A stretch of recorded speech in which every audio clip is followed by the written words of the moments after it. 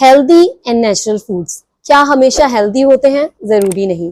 हर natural food और healthy food के अंदर कुछ इंपॉर्टेंट यूनिक न्यूट्रिएंट्स होते हैं जो हमारी हेल्थ के लिए बहुत ज़्यादा बेनिफिशियल होते हैं, लेकिन अगर इनको गलत तरीके से कुक या स्टोर किया जाए तो फिर ये हमारे लिए फ़ायदे की जगह बहुत ज़्यादा नुकसानदेह भी हो सकते हैं।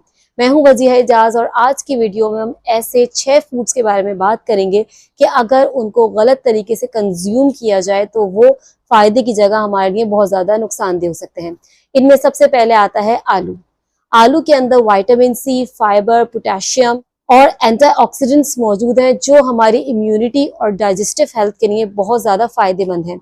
लेकिन अगर आलू को लाने के बाद हम उसे फ्रिज में रख देते हैं और फिर उसमें कंसे निकलना शुरू हो जाते हैं, स्प्राउट्स निकलना शुरू हो जाते हैं, जैसे कंसे होते हैं, तो इसमें सोलानिन बन जाता है जो टॉक्सिक है और वो हमारी डाइजेस्टिव हेल्थ को बहुत ज़्यादा नुकसान दे सकता है और इससे वॉमिटिंग, नोजिया और स्टमक अपसेट हो सकता है। इसलिए आलू को लाने के बाद कभी भी फ्रिज में ना रखें, ये बहुत ज़्यादा टॉक्सिक हो जाता है फ्रिज में रखने से। तो इसको हमेशा लाने के बाद अपने किचन में एक इसके लिए टोकरी बनाएं और इसको ड्राई और कूल जगह पर टोकरी के अंदर यानी रूम टेम्परेचर पे रखना है, कभी भी इसको फ्रिज में हमें स्टोर नहीं करना।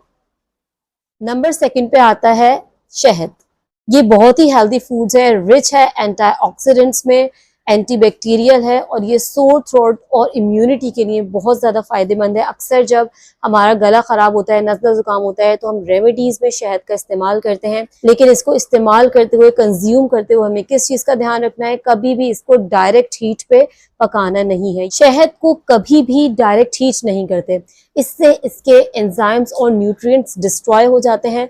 जब भी हमें शहद को यूज़ करना है, कंज्यूम करना है, चाहे रेमेडीज़ में, चाहे जो भी हम अपनी डिशेस बना रहे हैं, तो इसको पकने के बाद, यानी कि अगर हम रेमेडी में भी यूज़ कर रहे हैं तो पहले हम पानी को बॉयल कर लें और जब वो ल्यूक वार्म वाटर हो जाए तो फिर उस वक्त इसमें हम शहद को ऐड करें। कभी भी डायरेक्ट हीट पे नहीं पकाना। और अक्सर ये चीज़ मैं देख रही हूँ, नज़र आ रहा है कि हम कुछ डिशेस बना रहे होते हैं, जैसे पैनकेक्स हैं या और भी कोई ऐसी डिशेस हैं या रेमेडीज़ हैं, तो हम डायरेक्ट हीट के नीचे से करते हैं, इससे ये कैंसेरियस भी हो सकता है। एंड नंबर 3 पे हमारे पास आता है लोबिया। ये प्लांट बेस्ड प्रोटीन है, इसमें आयरन, फोलेट और फाइबर मौजूद है। ये हमारे वेट लॉस और हार्ट हेल्थ के लिए बहुत अच्छा है। लेकिन अगर लोबिया को प्रॉपरली सोक यानी भिगोया ना जाए और उसके बाद बॉयल ना किया जाए तो इसमें एक कंपाउंड रहता है जो टॉक्सिक है और जो फूड पॉइजनिंग कर सकता है। इसलिए कभी भी जब भी हम लोबिया को कंज्यूम करें तो कम से कम 6 से 8 घंटे तक उसे सोक यानी भिगोना है, उसके बाद उसको बॉयल करना है। अदरवाइज ये वॉमिटिंग, डायरिया और स्टमक पेन कर सकता है। नंबर 4 पे हमारे पास आते हैं चावल। ये कार्बोहाइड्रेट्स का बहुत अच्छा सोर्स है, इसमें फाइबर है, पोटेशियम है, बी विटामिन हैं।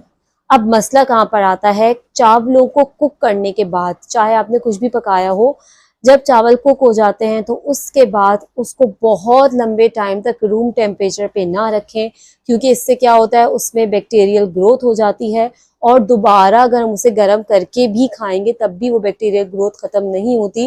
ये बहुत ज़्यादा नुकसानदेह हो जाते हैं। इसलिए चावलों को पकाने के बाद 2 घंटे के अंदर अंदर इसको फ्रिज में रखते हैं। नंबर 5 हमारे पास है दूध।